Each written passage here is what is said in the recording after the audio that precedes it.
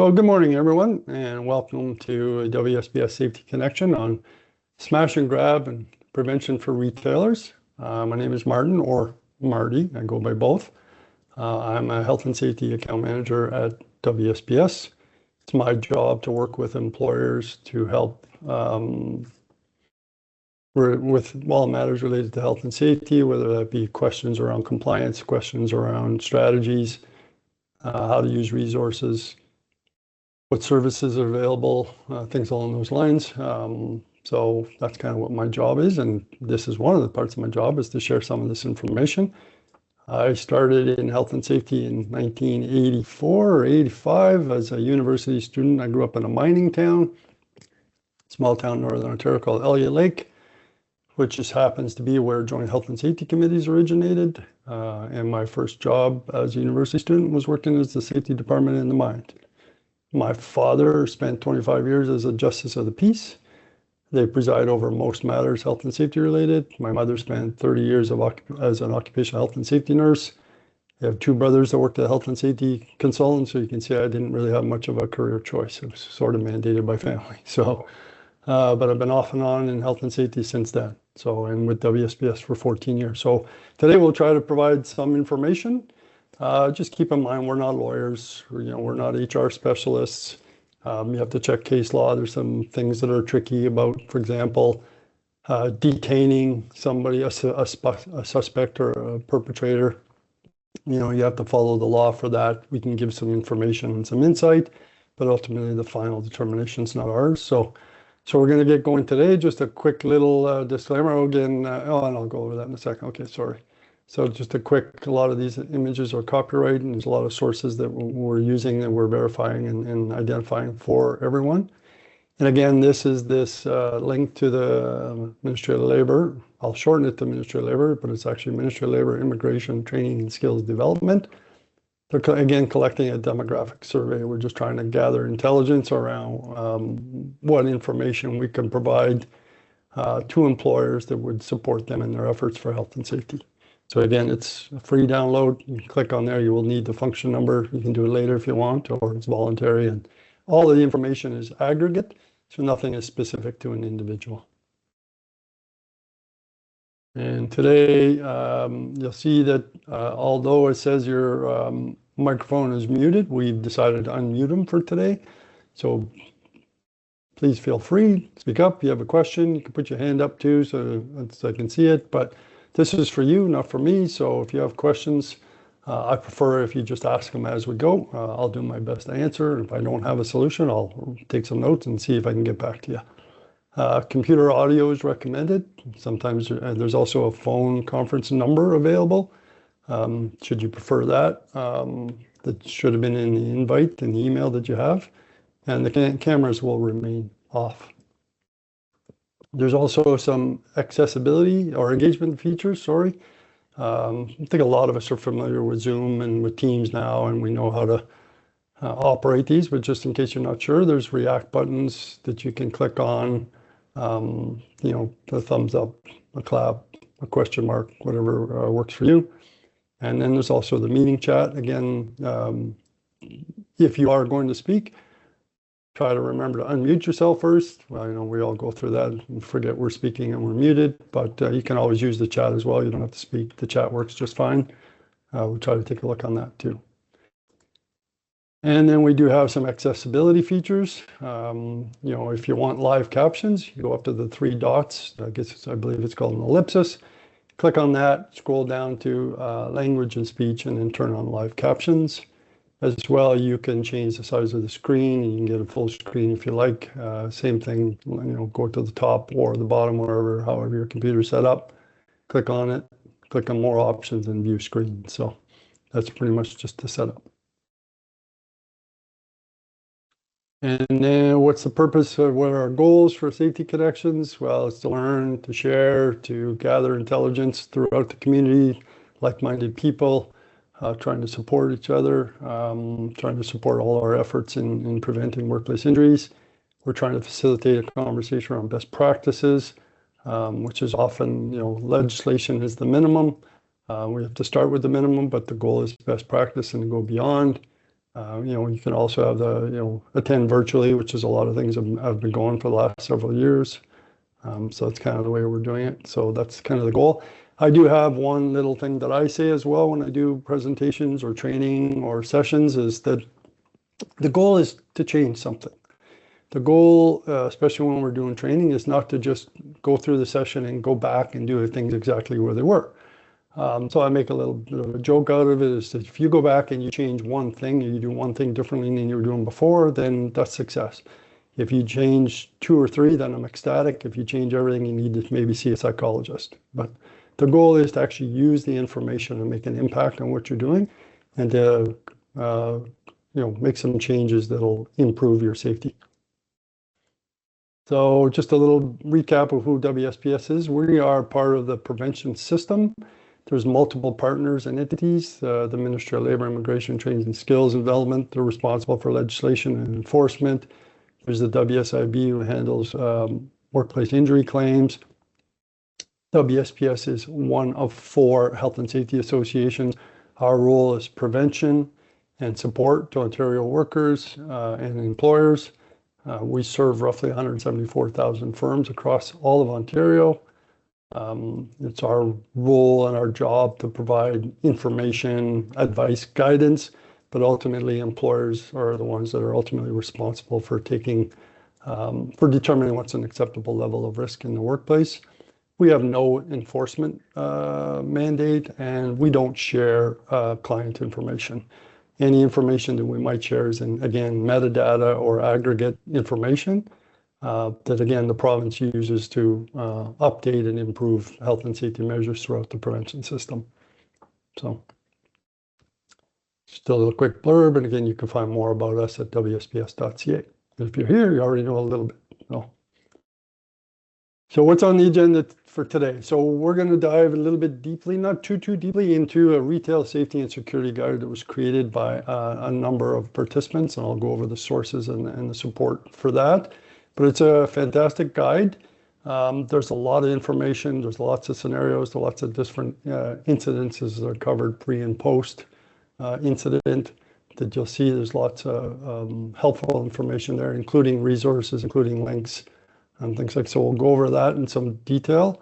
Obviously, this can be around violence and harassment, so we're going to touch on that legislation for a little bit as well. We're not going to go too deep in it, but we do need to speak about it, especially the requirement and the need for a violence risk assessment will help you guide your efforts moving forward. And then we'll go over a couple of incident scenarios and discuss some practical tips and, again, provide some resources. So that's the goal for today. That's what we're trying to accomplish, and we'll go over through. And again, there's too much information in the retail safety and security guide, so we'll only go over some of it, but you'll have a link to be able to download it and find it. Or again, if you just go to wsps.ca and put in the search bar retail and safety security guide, you'll find it and you'll be able to open up and download it and save it to your computer. It's a great resource. So given the nature of society today and the TikToks and the Reels on Instagram and all the things we do, there's a lot of short bites of information that people like to use. So in that spirit, what I've done is put a little bit of a summary up front. We'll go over these more in depth, but why not give you a little bit of an advanced look at some of the things we're going to be discussing, kind of get some questions up front so you might consider it. But the quick summary around this session in Smash and Grab and retail safety is, first of all, consider your location. So if you're in retail, you're either in, a large facility like a mall, like the Eaton Center or a strip plaza, or you might have a destination location like a standalone. So the first thing you want to do is take a look at your location, the lighting, the environment, everything around it, the parking, vehicles, pedestrians, etc. And, your windows, all those kind of things, the doors, the locks, the cameras. But you need to strike a balance between creating an inviting environment for your customers and your clients, while also considering the safety of your staff and your, obviously your inventory. So you need to find a good balance that's going to support both a productive business, a profitable business, and safety for workers. Again, understand your risks, specifically related to this topic, but in general for health and safety, one of the first places we always start off is some form of hazard assessment, risk assessment, to help you understand what, by you, the employer, what your risks are, so you can determine how to allocate your resources around the highest level of risk that you have and prioritize. And then be very clear on what your solutions are to staff. Another thing you want to consider is things like hiring practices, scheduling times that you have. Hiring practices might include things like background checks, things like that. Scheduling, you're going to look at vulnerable times, opening and closing. You might have fewer people working. What are the risks there? What potential solutions or controls you might put in place for those vulnerable times? And then you want to consider scenarios, and then you want to practice. So, there's a big difference between a tabletop conversation around a particular incident and actually living it. So you want to practice. Practice helps. When we're in emotional situations, we don't think the same way that we do when we're clear. So practice, minimizes the need to do too much detailed thinking and just helps us follow a procedure or process. Again, when you're sharing information to staff, repetition is very important.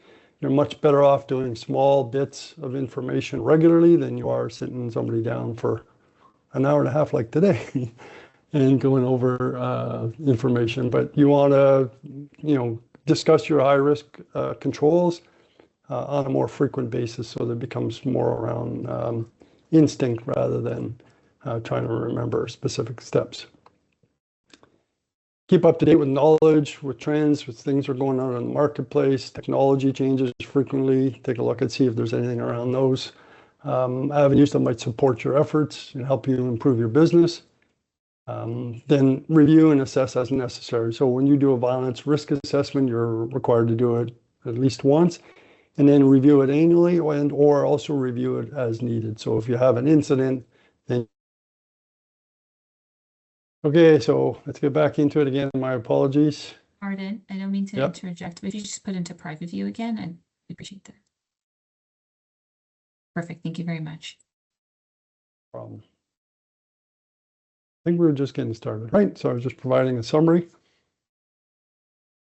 All right, so this is another, so again, we're using the Retail Safety Guide as one example. Is a great resource that was put together by multiple sources, but I wanted to try to find additional resources as well. And this one comes from a company called Zen Insurance Company, and just a highlight overview, 10 things to do. Obviously, these impact your business, and a lot of them are budgetary decisions and individual for each employer, but things like, again, summarizing, strengthening your entrances and exits, storefront visibility, all the way down to handling minimal cash. So a lot of organizations now and a lot of people use debit cards, credit cards, their smartphones, etc., like that. So that helps with minimizing cash.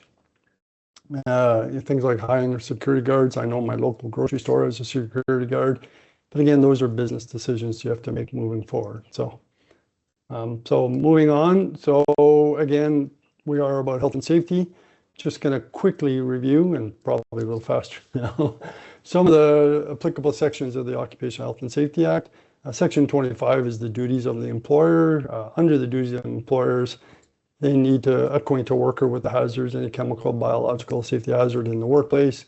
They need to provide information, instruction, and supervision for the safety of the worker. They need to, of course, take every precaution reasonable in the circumstances for workers. So there's a lot of duties spelled out by the employer in Section 25. Section 27 is the duties of the supervisors. In the Act, the definition of supervisor doesn't necessarily, it's not consistent with a business determination of who a supervisor is. In other words, it's not the language, it's not a manager or things like that. It's somebody who has a charge of the workplace or authority over a worker.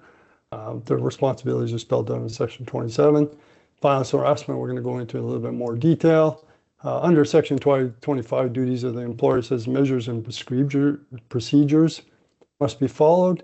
That means prescribed means written elsewhere. So for reference, in retail industry, service industry, you fall under Regulation 851 for industrial establishments. Two areas where it's spelled out are 11 and 12 on premises and doors. For example, you need to keep your doors clear, inches, and doors properly marked. For example, if a door doesn't exit outside, you have to say that on the door. So there's information in the regulations there. So what's under 32.0.1 through 32.0.8? You need to have a policy, a written policy for violence harassment. It can be electronic as well, but a policy is, the organization's overarching statement and commitment to preventing violence and harassment in the workplace and everybody's responsibility. As mentioned, you have to complete a risk assessment for violence. We're going to get into more detail on that. Develop a program for violence harassment using, in part, the results of your risk assessment. That program must include measures and procedures on, for example, things like summoning immediate assistance, how to report, who to report to, what your investigation's going to look like. And then you need to train people on your program. So just a note of that, there's lots of great online training solutions for violence harassment, things like WMIS, et cetera, and they provide a great foundation. But in the legislation, you need to train specifically on the contents of your program as well. The risks to your business might be unique. So for your business, so if you're doing online training, it might not cover off all the contents of your program. So keep in mind, if you do online training, you need to augment it to the specifics of your program and your business. And then it's the supervisor's job to ensure that your information, instruction, and supervision is being shared so workers know what to do and know how to follow. So just quickly in the chat, or speak up if you want, what are some reasons to complete a violence risk assessment? What would be, something that you would look for, and how would the risk assessment support and help you? You throw it in the chat, you can unmute yourself, whatever your preference.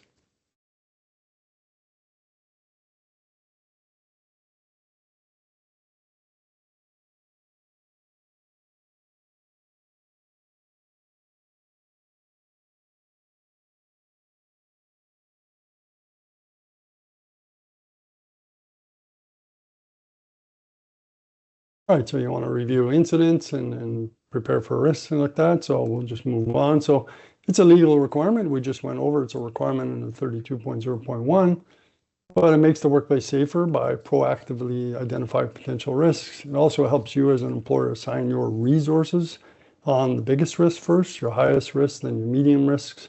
It allows you the opportunity to do that. Yeah, identify risks and develop controls, exactly. And also it has an impact on your business by having workers feel supported and engaged and important.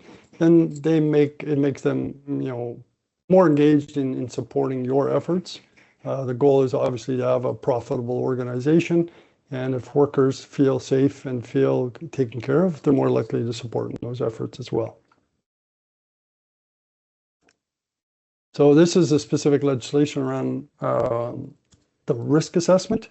There's lots of tools, lots of templates out there. There's no specific one you have to use, but you need to cover off this kind of information that's in the, in other words, the assessment has to take into account circumstances would be common to similar workplaces. So what other, for example, your competitors, what would they face? What kind of issues might come up for them? And then again, like I just mentioned, things that are specific to your business.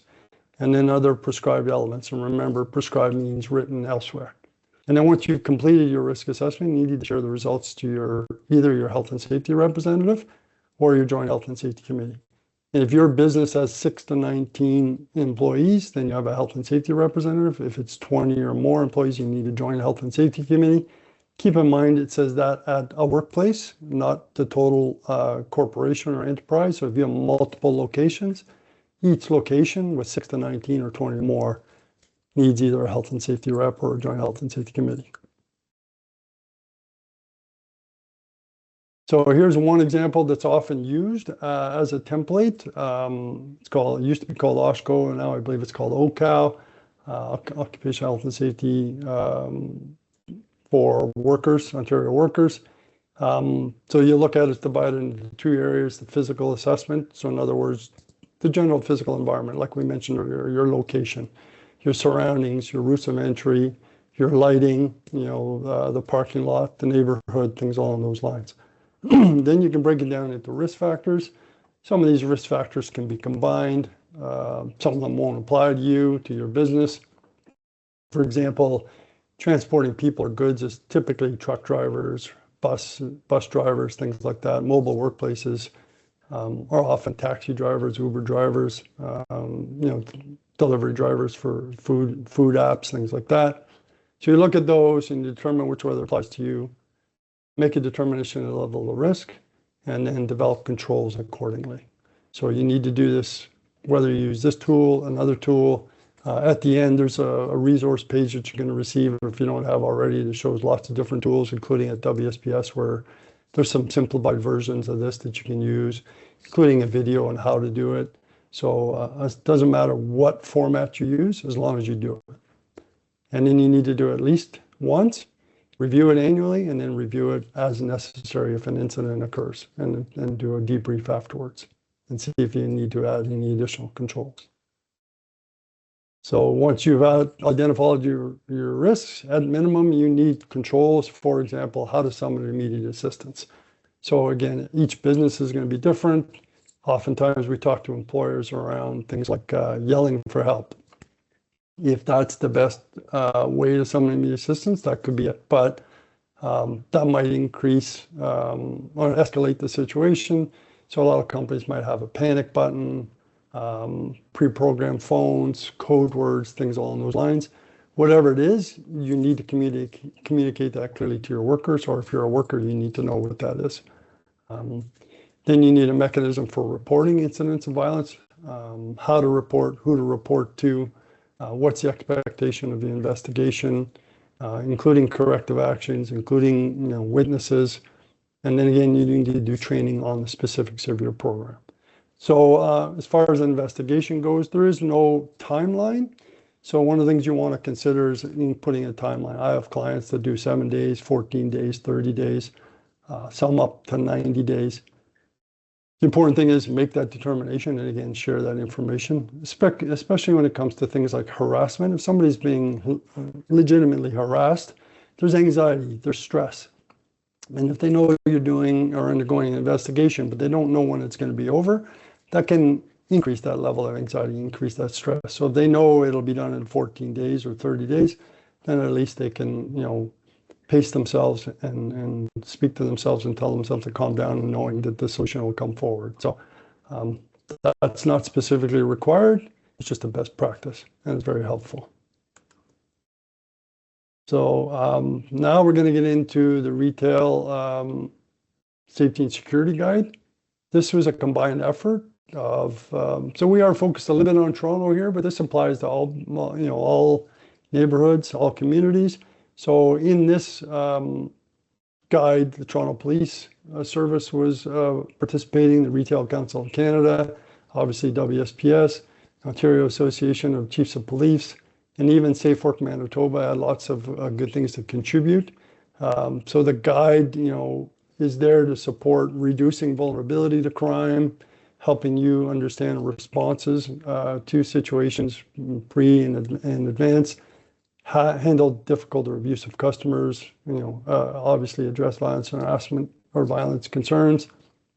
And there's some practical aspects and practical things you can use in the guide. So highly recommended. Again, you can find it at wsps.ca or even just Google Retail Safety and Security Guide. And again, it'll be provided in the links with all the resources. So the guide itself is divided into a number of sectors, sections: environmental design, developing an emergency plan, and some de-escalation techniques. So it goes into multiple scenarios and multiple incidents, but the guides are there that way. So again, we're using this as a model for today because it was developed specifically to support retailers in smash and grabs and robberies and break and enters, and including fraud and things like that. So in that guide, it goes over all of these potential incidents. and again does some highlighted great points on what to do in the event of a robbery, pre-planning, during the robbery and post. Same thing with all of these. Other potential incidents, they're there in the guide as well.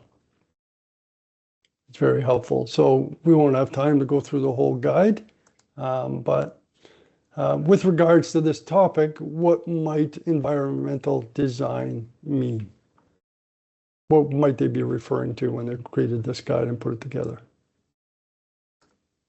Any ideas?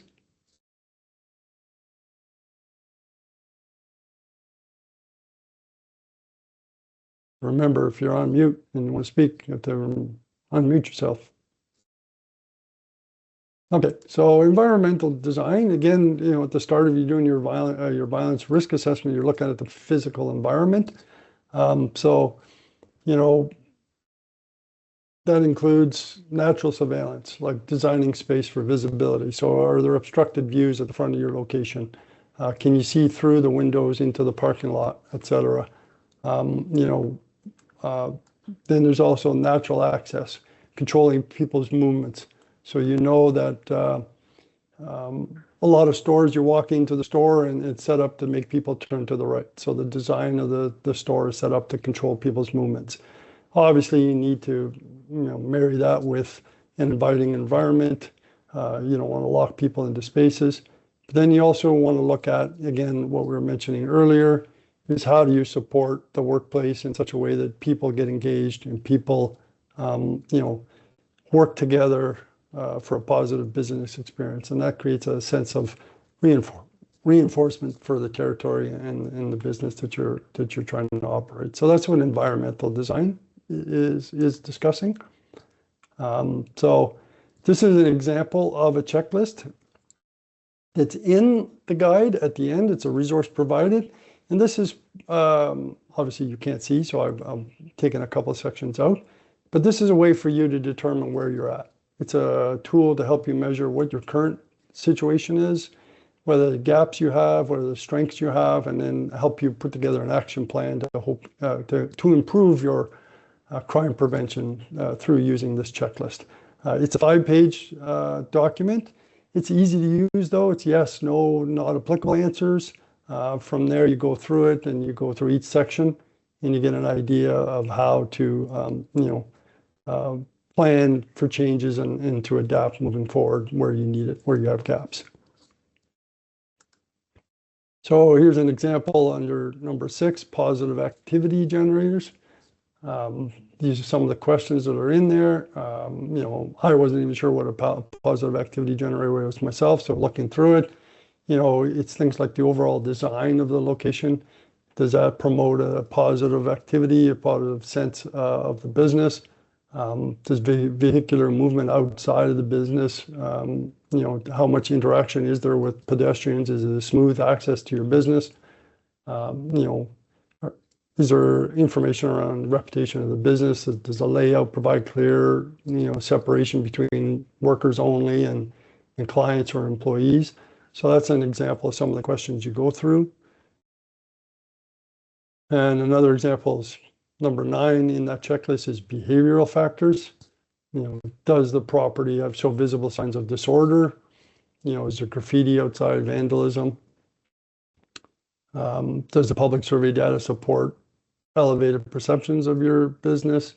Are there other similar businesses in the area that can support a positive environment depending on your location? So those are kind of, some of the questions you get under section 9 of this checklist.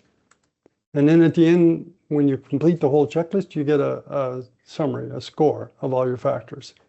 And it, again, is tabulated.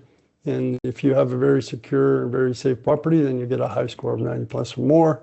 Then again, if all the way down to 62% or less, it gives you an idea that there's some gaps and some things that you can do to improve what you're doing. So it's not a formal mandatory requirement, but it certainly helps you gauge where you're at and what you need to do and how to improve your crime prevention strategies.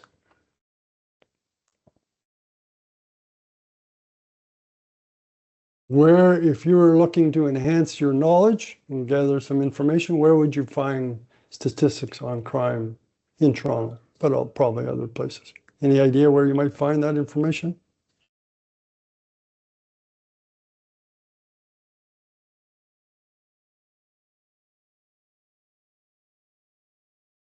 Yeah, exactly. TPS, Toronto Police Services. So they have a website. It's a portal, and it breaks down all the crime statistics into different types of crime, but also based on neighborhoods, calls that they might get, incident rates, and then it provide an annual review of that. So it's a great website in terms of gathering some intelligence and getting an idea. Now, if you already have a location, you're not going to make substantial changes to it. You're already in that place. But if you're considering opening a new location, it's information you might want to review in advance. All of these factors go into your business decisions. So, but if you look at here's an example of some of the information you can find. You'll see on the side a cut and paste robbery, so you can select the nature of the crime and then do a search.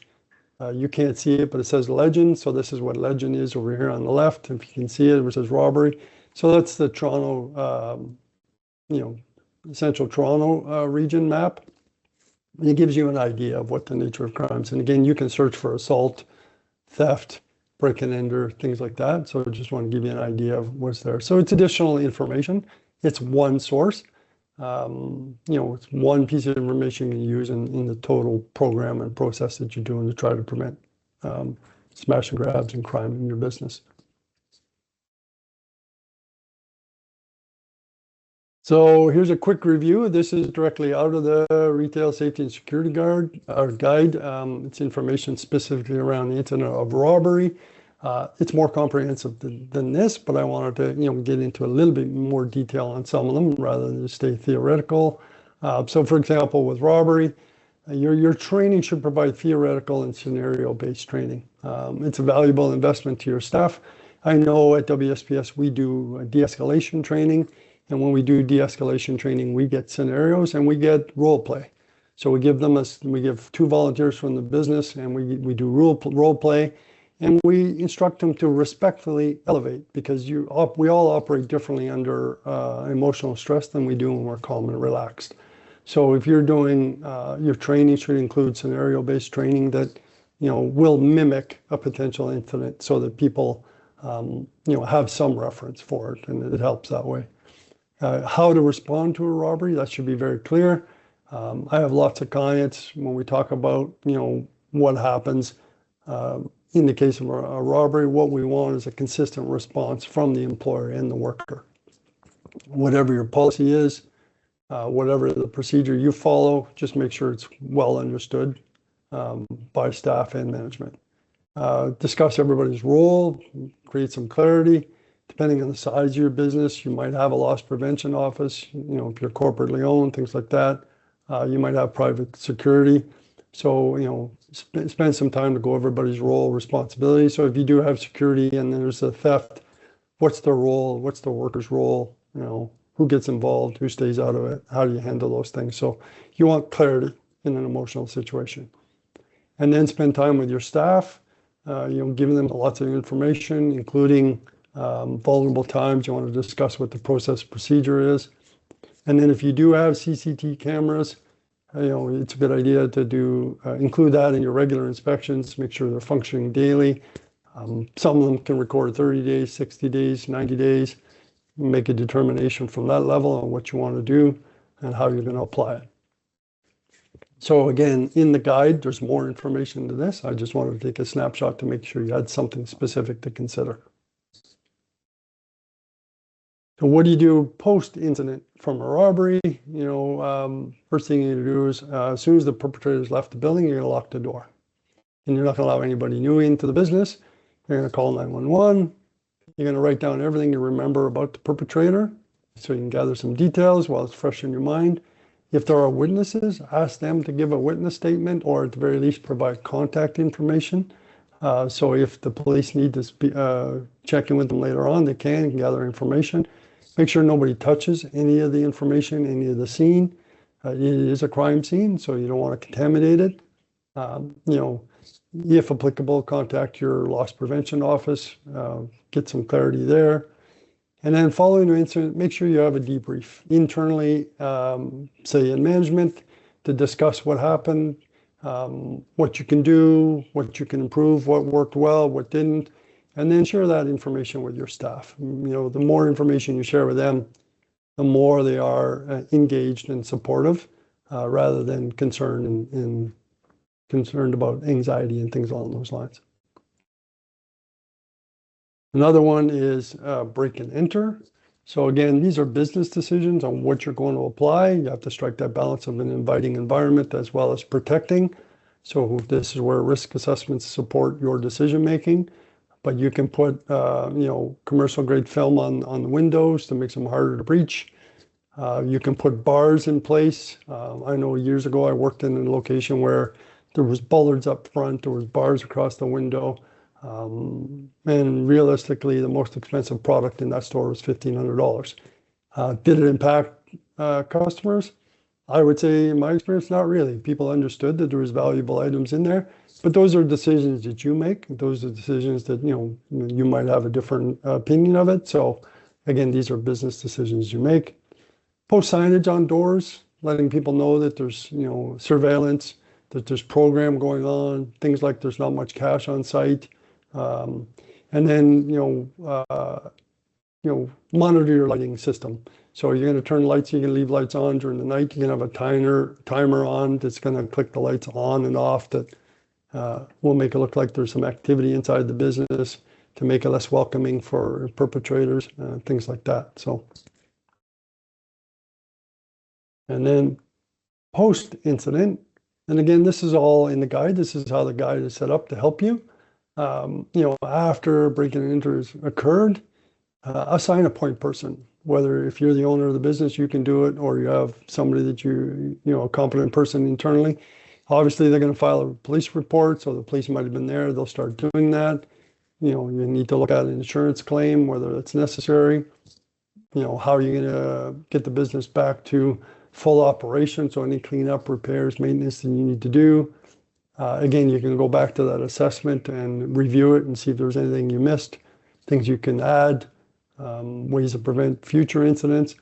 And then again, share information with your staff, share the findings, help people reduce the stress and the anxiety of the event, and help them come back to work as strong and as supportive as they can be. So you want to make sure that their workplace mental health is, and harm prevention is part of your focus. So. Any questions so far on those two topics, those potential incidents? Any comments, anything to add? Anybody have an experience that they can share that might, you know, support other businesses in this goal, this objective? Hi, Monica. Hi. I actually have a couple of questions about the guide. The guide is full of great information. It would be used, I would imagine, to supplement the workplace violence risk assessment. I know, Marty, you talked earlier about the fact that there's many different types of assessments that one can use. Would you agree, or what is your comment around the guide is a supplement? It's not really the risk assessment per se, or would you suggest they could use it as a risk assessment for the purposes to meet legislative requirements? No, that's a good question, and it's a very useful tool, and the checklist and the guide are very helpful, but employers are required to do their own specific violence risk assessment. So that I would do that independently of the guide. Like you said, the guide is a great supplemental tool. It could trigger questions and make you think about things. But employers are required, if you have 6 or more employees, to do a risk assessment for violence.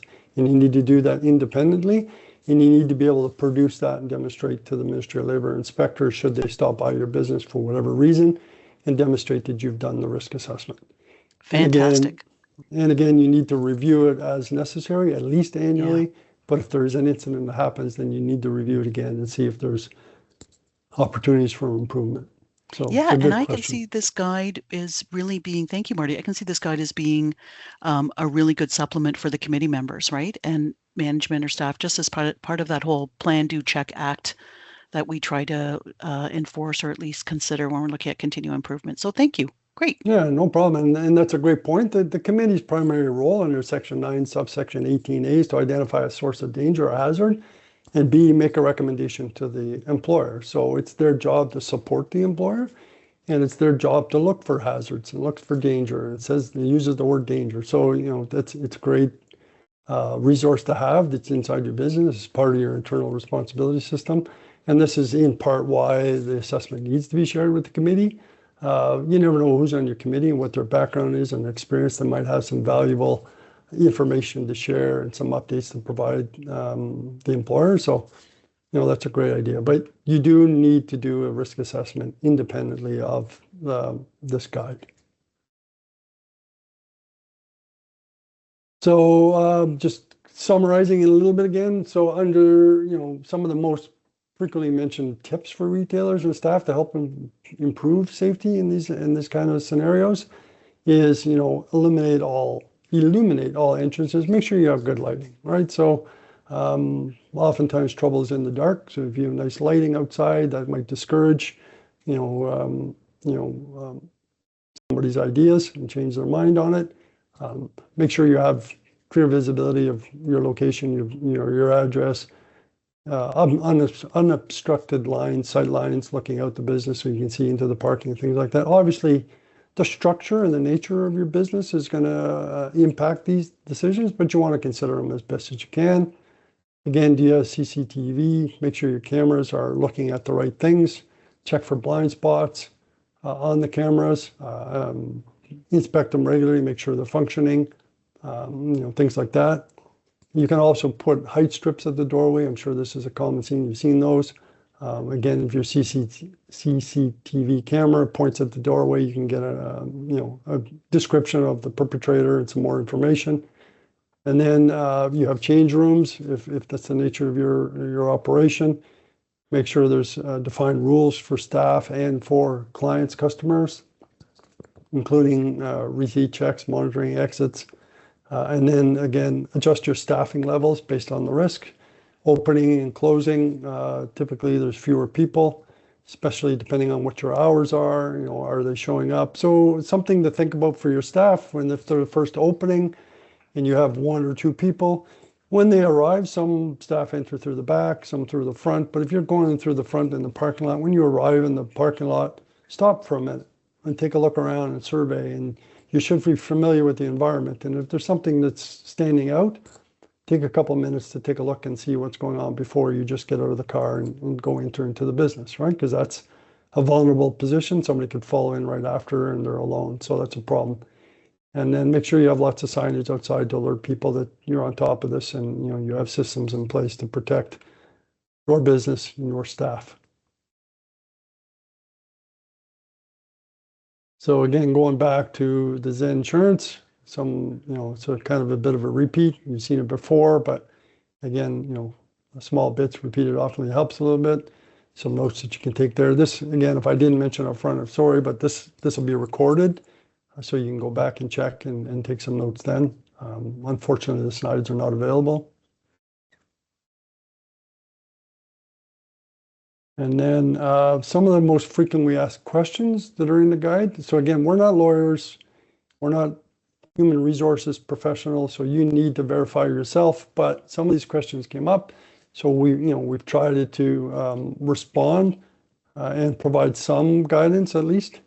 So for example, can a staff member grab an individual? Well, the Criminal Code of Canada does allow citizens arrests, but it's not recommended because it's a pretty high safety risk and you never know the individual you're dealing with.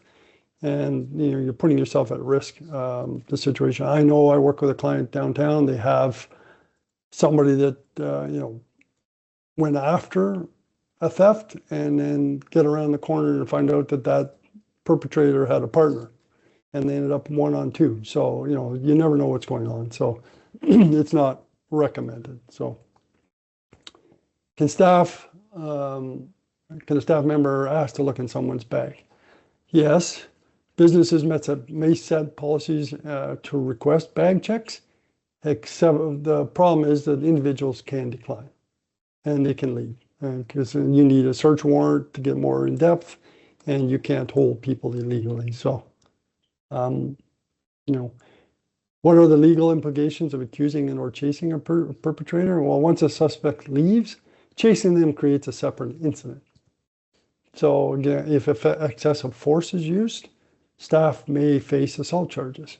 So for the safety of your staff, and you should not chase or accuse a suspected individual. How long and under what conditions are staff able to detain someone? Again, detention is not preferred. If you're going to detain somebody, you need a room to hold them, you need devices.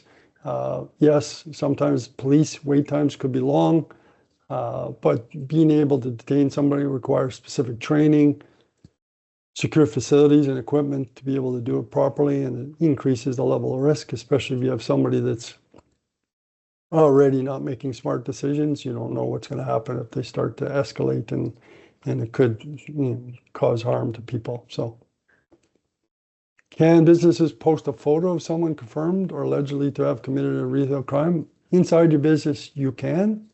You can post surveillance images internally with a little liability risk, but a lot of research indicates that it's not really an effective deterrent. But it's your business, it's your choices. You decide what you want to do, and I'm sure we've all seen places where there's pictures up. But again, these are business decisions that you have to make. Any questions so far about that?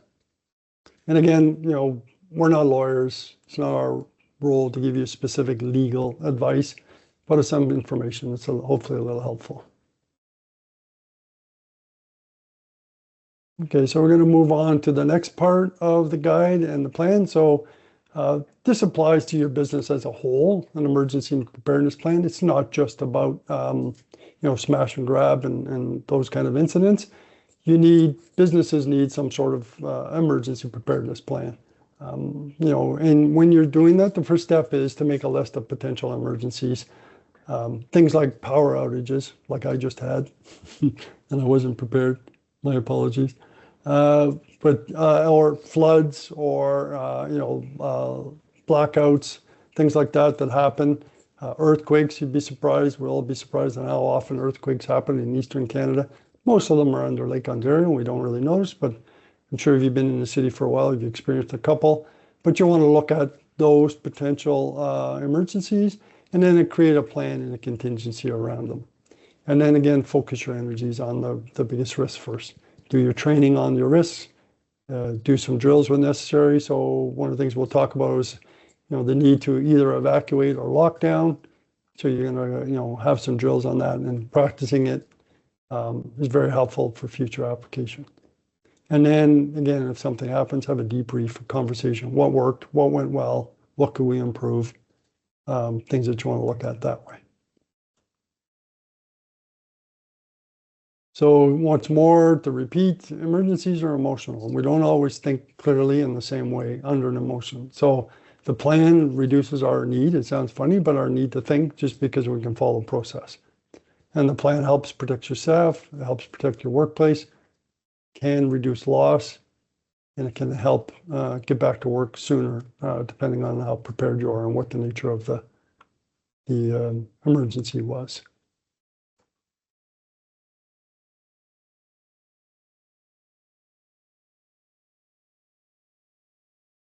So I don't know if you remember, years ago in Ottawa, there was an active shooter outside Parliament and inside Parliament, and there was lots of retail operations downtown Toronto that were subject to this incident.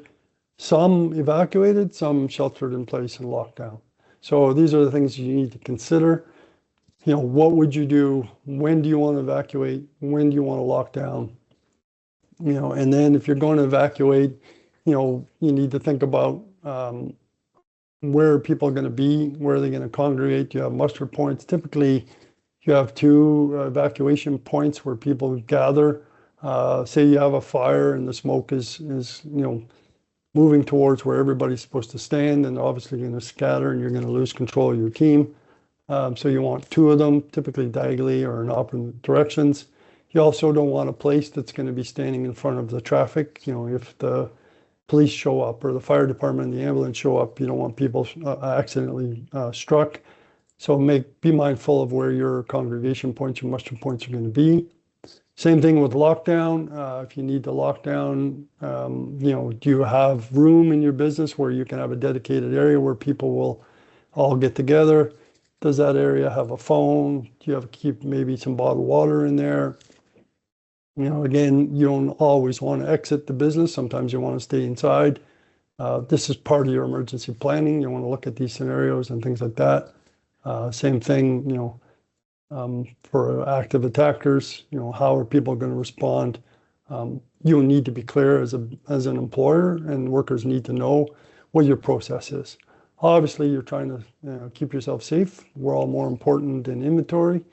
Business is critical for success, but you know, money and inventory can be replaced. People's lives can't be.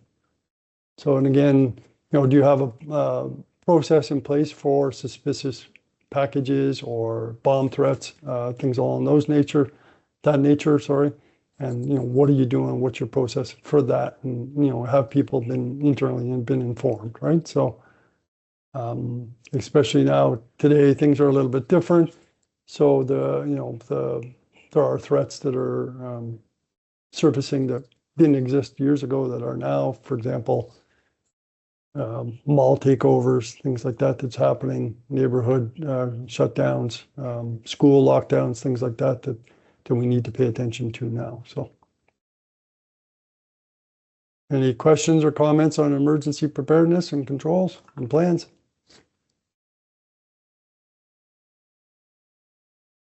Hi, Shannon. Well, I just have a quick thing to add to this. I just think about a lot of the changes that have been going on down in the downtown core related to protests. You know, our environment is changing a lot, and that's one of the things that I don't know if we're always focusing on. The fact is what would a small business do when your whole entire, like, there's a protest that is out there and there's no police or anything like that. So it's just something that came into mind as I was looking at your emergencies.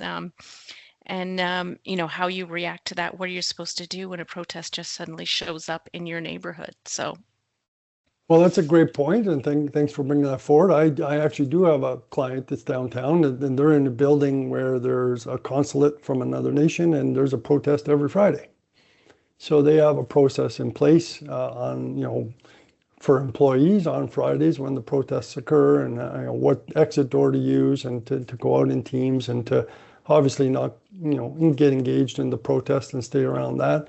I do also have clients downtown where they need to network with the community, including Toronto Police, fire, making sure that there's a plan together, that everybody knows who has the highest level of authority, who you're going to listen to, what your plan is that way.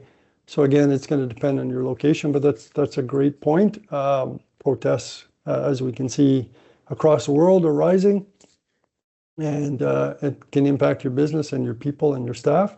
And so it's a good thing to discuss internally and to consider how you're going to handle it and what you're going to do specifically as a business. So that's a great point, Shannon. Thank you. So moving on, the next stage is we're going to talk a little bit about de-escalation. We're not going to get into too deep because, for us, a de-escalation training session is 4 hours. We don't have 4 hours here, but I wanted to go over some of the main points that you can use. And these, obviously, if you're, facing a break and enter, you're not necessarily going to de-escalate a whole lot, but this can be applied to, unhappy customers and clients, things like that you can use to help support your staff and help them, give them some tools to deal with situations. Everybody's a little different, so we need some tools to address some of that. When it comes to aggression, it's called de-escalation for a reason, because it escalates and it goes up, right? So typically you want to try to give your staff some information on some of the early warning signs. Obviously, you can tell the difference when somebody's about to assault you versus somebody's a little bit upset.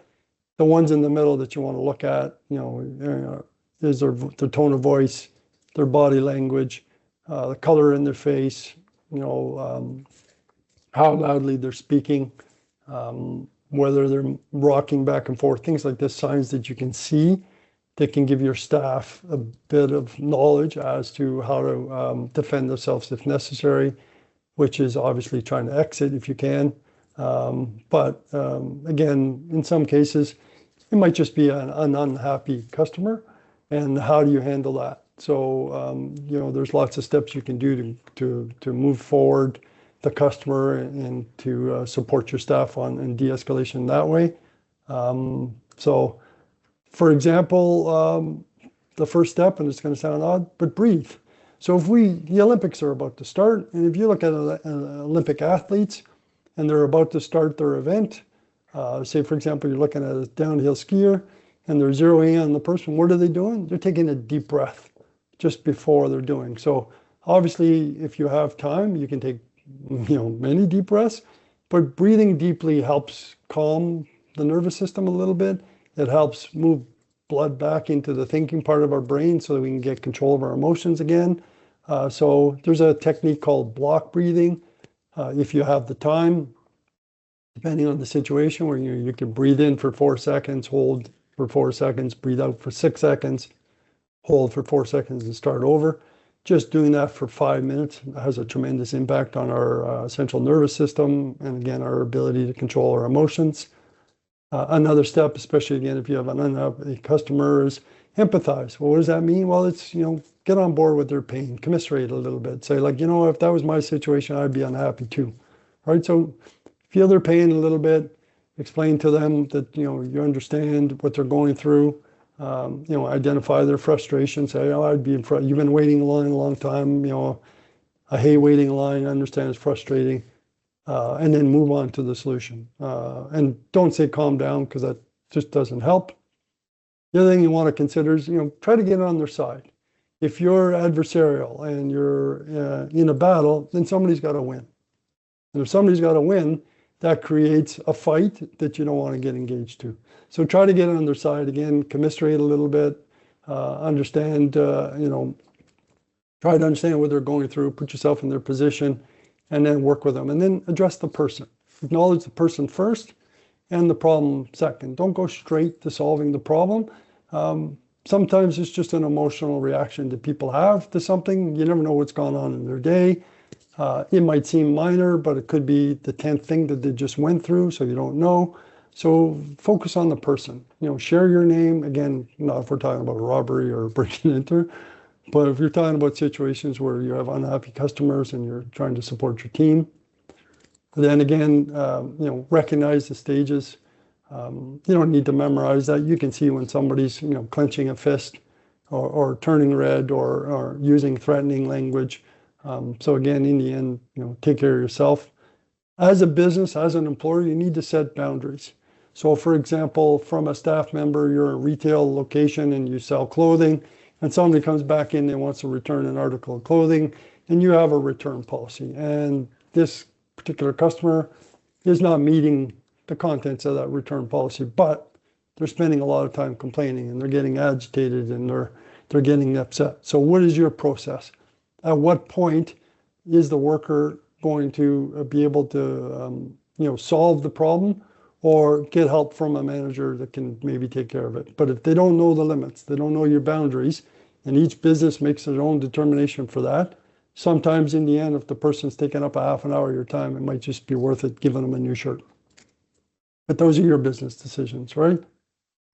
Don't get involved in challenging questions. Just bring the focus back to the matter at hand. Again, be careful of your tone of voice. Be aware of your posture. You want a resolution. You don't want to get involved in challenging conversations that get off track, right? And again, your business. You know what your typical level of complaints are.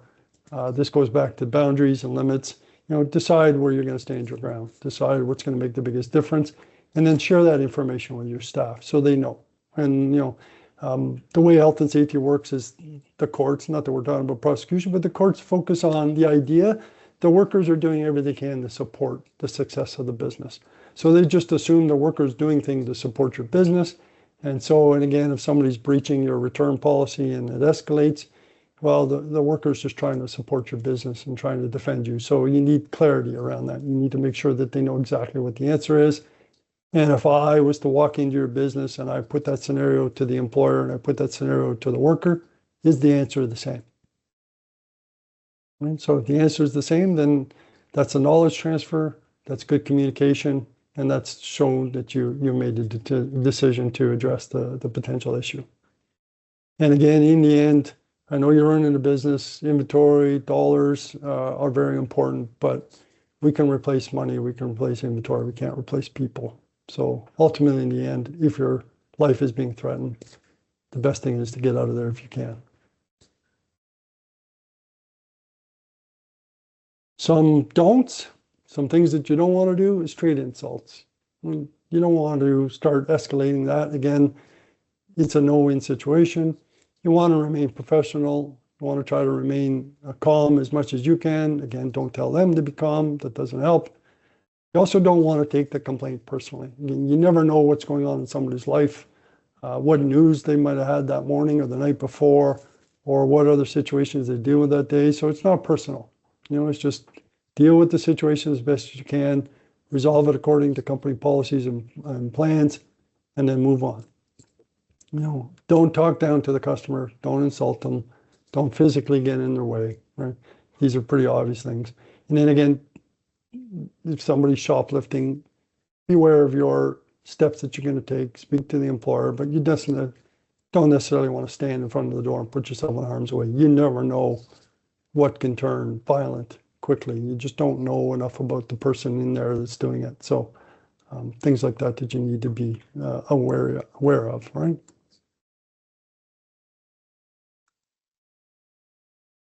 So any questions on de-escalation while we move on to kind of wrapping up a little bit?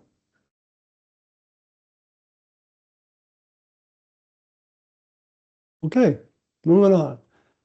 So again, just a bit of a summary, develop and implement your violence prevention policy, know your risks. It's a requirement. It helps you plan. It helps you share information. It helps you prioritize your resources. Ensure your rules are clear and understood for everybody. Consider your hiring practices. Are you going to, depending on the nature of your environment, your business, if you have valuables, are you going to do background checks, police checks, things of that nature? You want to screen your staff that way, the potential hires, and you're looking for red flags. Consider your scheduling practices. Look at vulnerable times, look at peak periods. Focus your resources again appropriately that way that you can strike the balance between profitability and staff safety. And then consider additional options like de-escalation training techniques. Anybody that deals with the public, can benefit from de-escalation training. And when we do de-escalation training, a lot of those techniques go beyond just the workplace. You can use them in your personal life as well. So it's a valuable training for a lot of different ways, but it's just one option. Okay. This is an example of one of the resources that's in the guide, the Retail Safety Security Guide. It's a poster you can download, or you can get it from separate police agencies. And you can see it's color-coded, green, yellow, red. Only defend yourself if absolutely necessary, but this is a poster you can have. You can put it up in the lunchroom, share with staff, additional information you give to people so they, can feel supported and get additional information on in the event, in the unfortunate event something bad happens in your location, so you can help support your people. So next steps, what do you want to do? Well, again, make sure you've done a risk assessment for violence. That's mandatory, you have to do it. And that'll help you understand what your biggest risks are in terms of violence. But then review the Retail Safety and Security Guide. There's the link there, but it'll also be shared later. And again, you can just search it and you'll find it easily. Take a look at your policies and procedures that you have in place, including your emergency response plan. Look at all the controls that you have, the specific risks that you have. Consider your limits, your boundaries, how you want staff to respond. Or if you're a staff member, ask questions. What is the limit? What do I do? What can I do? Going back again, like Monica mentioned, your plan, do, check, act process, which is, a square but a circular process to help you get back to, starting all over and looking at your risks and assessing them and controlling them and taking action. So.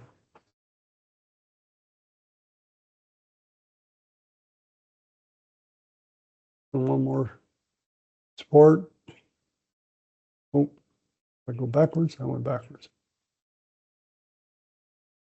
So for best results, things we're most successful when we deal things as a group, especially with violence and harassment. When we have a plan, we have an effective teamwork, we have clear leadership and support, good communication, we have a process to deal with crises, and we have debriefing and reviews. So we can look at what we're doing well, what we can improve, something we might have missed. So that's pretty much the end of the presentation. There are some slides around resources. Obviously, Crime Stoppers is one place to call. At WSPS.ca, we have lots of resources on violence harassment, risk questionnaires for staff, reporting forms, checklists for employers, and then there's hazard assessment forms and modules and lots of videos on how to do a hazard assessment, which the hazard can be specifically violence. You can use that tool. So there's lots of resources there to support you in your efforts. This will be included in the resource page as well. There's lots of information on de-escalation. One of the pieces of information we used was a Crisis Prevention Institute. There's lots of good details there, but you just Google de-escalation, you'll find lots of, and we're talking about non-violent conflict resolution. So in other words, this is all verbal. It's not about physically defending yourself. We don't get into that. That's a whole level different of training. And then there's lots of other resources that can help you. Again, I mentioned hazard assessment tools, forms, impairment reporting tools, violence harassment resources, things that you can do. You can use. We'll follow up on an email containing all of these links, so you'll get that afterwards. If you have any questions, you can reach out to WSPS.ca on our website, or you can contact myself, or just respond to the email that you get from the Safety Connections, and we'll make sure that somebody reaches out to you and connects. So there's our contact information. You can see online there's a contact form, and you can fill out the request. So thank you for attending today's session. If you like, get in touch again, there's a lot of information there, and you can connect with us. And you can also connect us with on LinkedIn, and we have videos on YouTube, etc. So, and finally, any questions? Any questions before we wrap it all up?